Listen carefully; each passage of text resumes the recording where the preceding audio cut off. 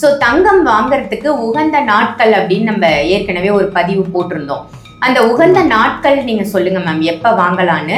நாட்களும் நேரமும் மட்டும் பார்த்தா போதுமா தங்கம் வாங்குறதுக்கு? தங்கம் வந்து சுரங்கத்துல இருந்து வர்றது. தங்கத்தினுடைய நிறம் நமக்கு எல்லோ கலர்ல இருக்கு. அதை குரு பொன்னன் இப்படிலாம் நம்ம சொன்னா கூட, நான் இது சொல்லி என் கிளைண்ட்ஸ்க்கெல்லாம் நிறைய பேர் நமக்கே கமெண்ட்லயும் போட்டிருந்தாங்க மேம், நான் வந்து வாங்கினேன், அப்புறம் கண்டினியூஸா என்னால வாங்க முடியுது அப்படின்னு சொல்லிட்டு. இப்ப இதுக்கு வந்து கிழமையும் அந்த நட்சத்திரமும் மட்டும் பார்த்தா போருமா மேம், இல்லைன்னா திதி ஹோரைகள்லாம் பார்க்கணுமா?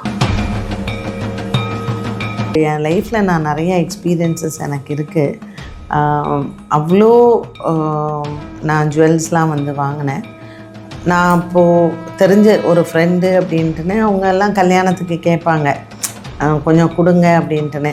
பட் எனக்கு அது தெரியல. நான் கொடுத்து என்னோடய ஐஸ்வர்யம் எல்லாம் அவங்களுக்கு போச்சு. என் ஐஸ்வர்யம் நிறையாவே வந்து குறைஞ்சிது. ரொம்ப அழகாக பெண்களுக்குன்னே ரொம்ப நிறைய விஷயங்கள் இன்னைக்கு சொல்லியிருக்கீங்க இந்த பதிவில்.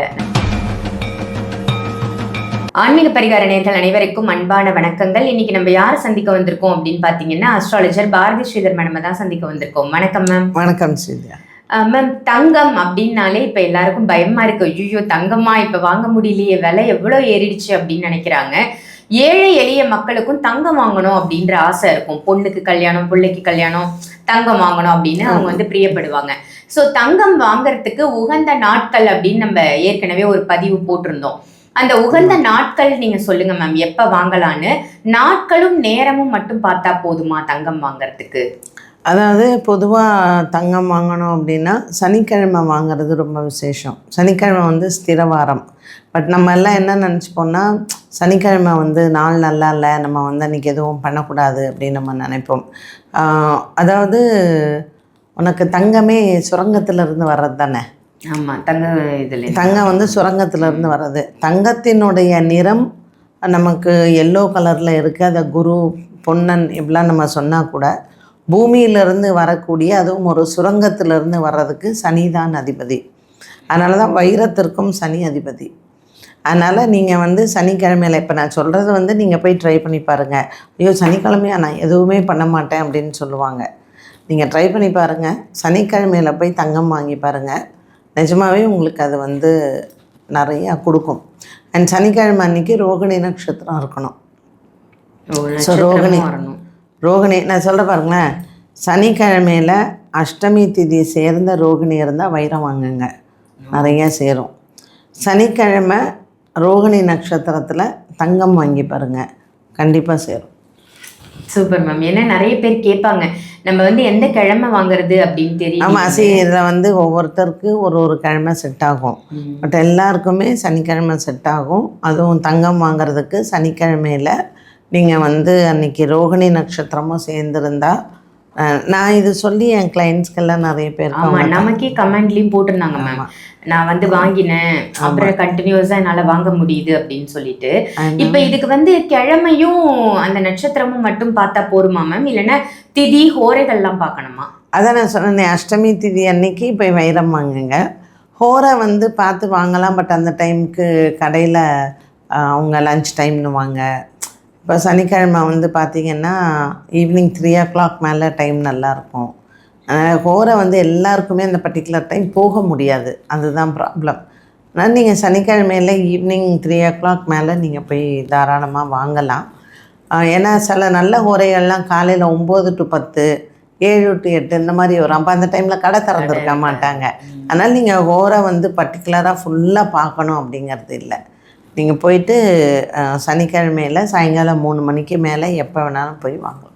இப்போ புதுசாக ஒருத்தர் நகை வாங்கிட்டு வராங்க, வீட்டுக்கு வந்த உடனே அதை பயன்படுத்துறதுக்கு முன்னாடி அதுக்கு ஏதாவது பூஜைகள் பண்ணணுமா மேம்? பூஜை பண்ண வேண்டாம். ஜென்ரலாக என்ன பண்ணுவாங்கன்னா, இது வந்து சாஸ்திரத்தில் சொல்லலை, எங்கள் வீட்டில் பெரியவங்க பண்ணுவாங்க. ஒரு வெள்ளை கலர் துணியில் வந்து அந்த நகையெல்லாம் போட்டு மூட்டை கட்டி, தங்கமாக இருந்ததுன்னா உப்பு தண்ணியில் போடுவாங்க. ஏன்னா அது தட்டான்ட்டு வந்தது, கடையில் 10 பேர் கைப்பட்டது, ஒவ்வொருத்தருடைய மனசு எப்படி இருக்கும்னு தெரியல. சில பேர் ஏக்கத்தில் இருக்கலாம், சில பேர் ஐயோ இவ்வளோ வாங்குறாங்களே அப்படின்னு நினைக்கலாம். இல்லை தட்டாம் பண்ணும்போது அவன் வீட்டில் ஏதாவது பிரச்சனை இருந்திருக்கலாம், அவங்க வீட்டில் ஏதாவது ஒரு துக்கத்தில் இருந்திருக்கலாம். அதனால் எத்தனையோ விஷயங்கள் பல கை மாறி வரும் பொழுது நம்ம பார்க்குறோம் இல்லையா. அதனால் வெள்ளை துணியில் கட்டி ஒரு மர கப்பில் வந்து கல் உப்பு போட்டு அதில் வைப்பாங்க 3 நாள். அதுக்கப்புறம் பயன்படுத்துவாங்க. இல்லை உப்பு தண்ணியில் வந்து கொஞ்சம் நேரம் போட்டுட்டு அதை எடுத்து நல்லா துடைச்சிட்டு உங்கள் வீட்டில் இருக்கிற சுவாமிக்கு போட்டுட்டு அதுக்கப்புறம் நம்ம போட்டுக்கிறது நல்லது.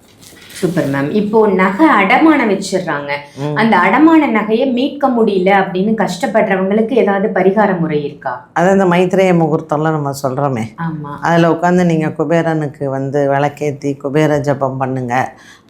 எப்போவுமே அடமானம் வைக்கும் பொழுது நீங்கள் அதுக்கு இன்ட்ரெஸ்ட் கட்டுறோம் பார்த்தீங்களா, செவ்வாய்க்கிழமையில் போய் கட்டினீங்கன்னா சீக்கிரம் நீங்கள் எடுத்துடலாம். ஓ, நம்ம கட்டும்போது செவ்வாய்க்கிழமையில் போய் என்ன கடனை கட்டுனா அதே மாதிரி செவ்வாய்க்கிழமை நரசிம்மருக்கு பண்ணாலும் எடுத்துடலாம். Okay ma'am. இப்போ இந்த தங்க நகை வந்து ஒருத்தருக்கு சேரவே இல்லை, எனக்கு வந்து கண்டினியூஸாக சேர மாட்டேங்குது, வாங்கவும் முடியல அப்படின்றவங்க வேண்டுதல் மாதிரி ஏதாவது பண்ணலாமா? அது அவங்க குலதெய்வத்துக்கு தான் பண்ணுவாங்க. ஜென்ரலாக இந்த தங்கம் வீட்டில் நிற்காமல் அடகு கடைக்கே போகிறது பார்த்திங்கன்னா அதெல்லாம் குலதெய்வ பிரச்சனை இருக்கும். பெரிய பெரிய பிஸ்னஸ்மேனுக்கெலாம் பாருங்களேன், பணம் வரும், அவங்க சொல்லும்போது 300 கோடி சொத்து இருக்குன்னுவாங்க, எல்லாம் பில்டிங்காக இருக்கும். பட் அவங்க ஒய்ஃப் வந்து நகை இருக்கவே இருக்காது, எல்லாம் போய் அடமானத்தில் வச்சுருப்பாங்க, பிஸ்னஸ்க்கே இருக்கும், அவங்களால அது சேர்க்கவே முடியாது அப்படிங்கிற மாதிரி நிறைய பேர் வீட்டில் பிரச்சனை இருக்கும். ஸோ அவங்க வீட்டோடைய மண் அது ஒரு காரணமாக இருக்கும். அந்த மண் வந்து உங்களுக்கு ஐஸ்வர்யத்தை சேர்க்க விடாது. ஸோ அவங்களுடைய நேரங்காலம் நல்லாயிருக்கும், அவங்க உழைப்பில் அவங்க சம்பாதிச்சிட்ருப்பாங்க. பட் வீட்டில்னு நகை தங்கவே தங்காது, இருக்காது. வீட்டோட மண்ணும் சரியில்லாமல் இருக்கலாம். அவங்களுடைய வீட்டில் குலதெய்வ பிரச்சனை இருந்தாலும் அந்த மாதிரி இருக்கும்.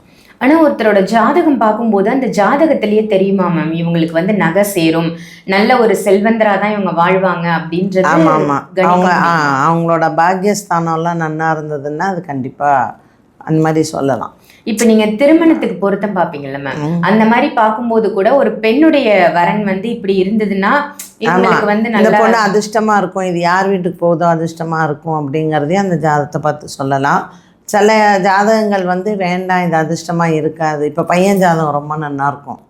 சில பேர் இப்போ நீங்களே பார்க்கலாம், சில பேரை கல்யாணம் பண்ணி அவங்க வீட்டு ஆஸ்தி அந்தஸ்து எல்லாமே போயிடும், பொண்ணு வந்த நேரம் அப்படின்னு சொல்லுவாங்க. ஆக்சுவலாக நம்ம அதை அந்த மாதிரி சொல்லக்கூடாது எந்த பெண்ணாக இருந்தாலும். பட் கல்யாணம் பண்ணுறச்சே பொருத்தம் பார்க்கும்போது அந்த காலத்தில் அதெல்லாம் வந்து பார்க்க தான் செஞ்சாங்க. இப்போ தான் ஆஃபீஸில் பொண்ணும் பையன்லாம் அவங்களே முடிவு பண்ணிடுறாங்க. கல்யாணன்ற இன்ஃபர்மேஷன் தான் நமக்கு வருது. அதெல்லாம் வருங்காலத்தில் கலிகாலம்னு சொல்கிறோம் பார்த்தீங்களா, இதெல்லாம் அந்தந்த ஃபேமிலிஸ்க்கும் நல்லதில்லை, வரக்கூடிய ஜென்ரேஷன்ஸ்க்கும் நல்லதில்லை. இறுதியாக ஒரே ஒரு கொஸ்டின் மேம். இப்போ ஒரு பொண்ணை வந்து திருமணம் பண்ணி கொடுக்குறாங்க, நிறைய பேர் சொல்லுவாங்க ஒரு பொண்ணு வந்து மகாலட்சுமி, வீட்டை விட்டு போகும்போது இவங்களோட சொத்தோ இல்லை நகைகளோ போயிடும் கூடவே அப்படின்னு, அதுக்கு என்ன மேம் பண்ணலாம்? ஆமாம், வெள்ளிக்கிழமையில் பிறந்த பெண் பிள்ளைகள் கல்யாணம் பண்ணி கொடுக்குறாங்க பார்த்தீங்களா, அப்போ அந்த பிள்ளைகள்கிட்ட வந்து இப்போ என் பெரிய டாக்டர் கூட வெள்ளிக்கிழமை தான் பிறந்தா. அதனால் அவள்கிட்ட நான் வந்து சின்ன வயசுலேருந்தே என்ன பண்ணேன், ஒரு வெள்ளி மோதிரம் ஒன்று போட்டு வச்சுருந்தேன் அவளுக்கு. ஏன்னா கல்யாணம் அரைச்சி அதை வாங்கிக்கணும் அப்படின்னு சொல்லிட்டு. ஸோ வெள்ளிக்கிழமையில் பிறந்த பெண் பிள்ளைகள் இருந்தால் அவங்களுக்கு நீங்கள் வந்து வெள்ளியில் ஏதாவது ஒன்று, ஒரு மோதிரமோ ஏதோ ஒன்று போடுங்க. அந்த பசங்க கல்யாணம் ஆகிறதுக்கு முன்னாடி இப்போ நிச்சயம் பண்ணுறோம் இல்லையா, நிச்சயம் பண்ணதுக்கப்புறம் அந்த வெள்ளி மோதிரமோ அந்த நம்ம போட்ட பிள்ளைங்களோட கொலுசோ எதற்கோ அதை வாங்கிட்டு பசும்பாலில் போடணும்.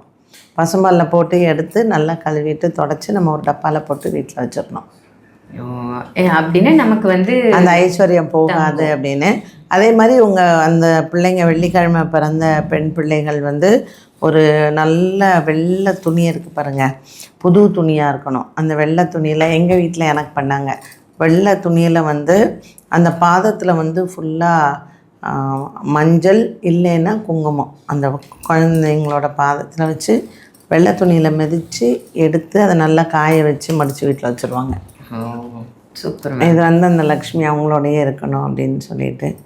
ஸோ என்னுடைய மாமா தாத்தா ஒருத்தர் ரொம்ப சூப்பராக அவர்லாம் ஜாதகம் பார்த்துருக்கார். அண்ட் அவர் வந்து எல்லா மந்திரங்களும் பயங்கர 4 வேதமும் கற்றுண்டு வேத வித்து அப்படின்னு சொல்லுவாள். அந்த மாமா ஒரு நாள் திடீர்னு என் வீட்டுக்கு வந்தார். அப்போது சொன்னார், நான் இந்த ஃபீல்டுக்கெலாம் வர்றதுக்கு முன்னாடி நீ இது ஜோசியத்துறையில் ரொம்ப பெரிய ஆளாக வருவ அப்படின்னு. நான்லாம் இப்போ நம்ப கூட இல்லை. நான் சொன்னேன், அப்போ சொன்னார், இல்லைடா கண்ணு நான் சொல்கிறேன் பாரு கண்டிப்பாக நடக்கும். அவர் இப்போ உயிரோடு இல்லை. என்னன்னு தெரியல, திடீர்னு ஒரு நாள் வந்தார். அந்த வெள்ளை துணியில் என்கிட்ட அந்த காலை குங்குமத்தை வச்சு என்கிட்ட வாங்கிட்டு போனார். எனக்கு அப்போ தெரியல, நான் கொடுத்தேன் அவருக்கு. அதுக்கப்புறம் எங்கள் தெரிஞ்சவங்க சொன்னாங்க, நீ ஏன் அப்படி பண்ண, நீ ஏன் கொடுத்த அப்படின்னு சொல்லிட்டு என்னை சத்தம் போட்டாங்க. எனக்கு தெரியல, அவர் சொல்லி கேட்டாருன்னு சொல்லிட்டு நானும் அந்த மாதிரிலாம் பண்ணேன். சில விஷயங்கள் நமக்கு அறியாமையில் நம்ம பண்ணிடுறோம். பட் மற்றவங்களுக்கு நம்மள்ட்ட இருக்கக்கூடிய பாசிட்டிவ் இல்லை நம்மள்ட்ட இருக்கக்கூடிய சில விஷயங்களை அவங்க தெரிஞ்சு வச்சுக்கிறாங்க. நான் ஏன் இதை உங்களுக்கெல்லாம் ஓப்பனாக சொல்கிறேன்னா, யார் எதை செய்ய சொன்னாலும் நீங்கள் தான் செய்யாதீங்க. ஏன்னா அதுக்கப்புறம் நானும் சில காசு விஷயத்தில் கஷ்டப்பட்டேன். என்னுடைய ஐஸ்வர்யம் அவங்களுக்கு போச்சா என்னன்னு எனக்கு தெரியல. ரொம்ப கஷ்டப்பட்டேன் நான். அதனால் உங்ககிட்ட ஒரு தெய்வத்தன்மை இருக்குது, உங்களுக்கு ஒரு ஐஸ்வர்யம் இருக்குது அப்படின்னா அதை எப்படி நம்ம காப்பாற்றிக்கணும் அப்படிங்கிறது நம்ம கையில் இருக்குது. இப்போ நான்லாம் ஏமாளி மாதிரி எல்லாரையும் நம்புறது அதெல்லாம் நான் பண்ணேன். ஸோ கொஞ்சம் நம்ம அதில் உஷாராக இருக்கணும். மற்றவங்க நம்மளை எக்ஸ்ப்ளைன் பண்ணாமல் பார்த்துக்கணும். Super ma'am. தங்கம் வாங்குறதுல ஆரம்பித்து எவ்வளோ விஷயங்கள் தெரிஞ்சுது இந்த பதிவு மூலமாக. ரொம்ப அழகாக சொன்னதற்கு நன்றி மேம். அதாவது சில பேரெல்லாம் என் லைஃப்பில் நான் நிறைய எக்ஸ்பீரியன்ஸஸ் எனக்கு இருக்குது. அவ்வளோ நான் ஜுவல்ஸ்லாம் வாங்கினேன். நான் அப்போது தெரிஞ்ச ஒரு ஃப்ரெண்டு அப்படின்ட்டுன்னு அவங்க எல்லாம் கல்யாணத்துக்கு கேட்பாங்க, கொஞ்சம் கொடுங்க அப்படின்ட்டுன்னு. பட் எனக்கு அது தெரியல. நான் கொடுத்து என்னோடய ஐஸ்வர்யம் எல்லாம் அவங்களுக்கு போச்சு. என் ஐஸ்வர்யம் நிறையாவே குறைஞ்சிது. ஸோ அந்த லேடியெல்லாம் கரெக்டாக பிளான் பண்ணி அதுக்கு யாராவது ஜோசியருங்க சொன்னாங்களா என்னங்கிறது எனக்கு தெரியல. ஏன்னா அந்த அம்மா நிறையா மந்திரம் மந்திரக்காரன் அது இதுன்னு போகும். ஸோ அதெல்லாம் என் லைஃப்பில் நான் நிறையா பார்த்துருக்கேன். எப்போவுமே நீங்கள் மற்றவங்க உங்கள் நகையை கேட்டாலோ இல்லை உங்கள்கிட்ட இந்த மாதிரி மஞ்சள் குங்குமம் நீ கொடு அப்படிலாம் கேட்டாலும் கொஞ்சம் கேர்ஃபுல்லாக இருங்க. Super ma'am. ஏன்னா உங்களுக்கு அந்த அளவுக்கு எக்ஸ்பீரியன்ஸ் இருக்கிறதால தான் இதெல்லாம் ஷேர் பண்ண முடியாது. தெரியாம எத்தனை பேர் இருப்பாங்க, எத்தனை ஐயோ அறியாமை நிறைய பேர்கிட்ட இருக்குமா. சில பொம்பளைங்கள்லாம் பயங்கர உஷாரு. அதுங்கெல்லாம் எப்போவும் இந்த மந்திரக்காரனை பார்க்கறது, அவன்கிட்ட 10 இதை எல்லாத்தையும் கேட்டுக்கிறது. அண்ட் அந்த லேடியெல்லாம் வெரி வெரி டேஞ்சரஸ் லேடி. எனக்கு அது பின்னாடி தான் தெரியும். ஸோ யார் யாரை ஒரு டிஸ்டன்ஸில் வைக்கணும், எல்லாருமே நம்ம பக்கத்தில் நம்ம சேர்த்துக்கவும் முடியாது. அண்ட் எல்லாரும் நமக்காக நல்லது நினைக்கவும் மாட்டாங்க. உண்மைதான் மேம், அது 100% உண்மை. அதனால் ஐஸ்வர்யம் வர்றதுக்கு நம்ம இத்தனை பூஜை, இத்தனை இது தங்கம் வாங்குறதுக்கு நேரம் காலம் இதெல்லாம் நம்ம பார்த்தா கூட நம்ம நிறைய விஷயங்களில் கேர்ஃபுல்லாக இருக்கணும். கண்டிப்பாக மேம். Super ma'am. ரொம்ப அழகாக பெண்களுக்குன்னே ரொம்ப நிறைய விஷயங்கள் இன்றைக்கி சொல்லியிருக்கீங்க இந்த பதிவில். நன்றி மேம். நன்றி மேம்.